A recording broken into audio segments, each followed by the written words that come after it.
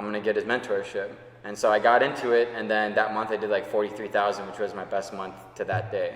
Right. Yeah. I remember just seeing you randomly, because we were doing group coaching calls every week, and I saw you on there. Yeah. And I was like, oh, that's Scott on there. You're like, oh, you're Scott, right? And I'm like, yeah. And then we ended up collaborating 4 or 5 months later, and it never would have happened because I was about to invest in stocks, real estate. I think I might have even verged off of e-commerce if it wasn't for that one piece of advice that Tomas gave me on Facebook Messenger.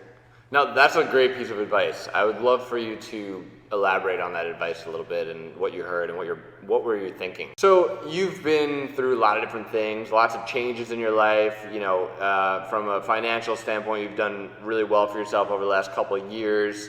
And it seems to me, at least from an outsider looking in, or as a friend, at least hearing your stories, you kind of go with the flow of your life. Yeah. You're going from one situation to another. You're going with the momentum.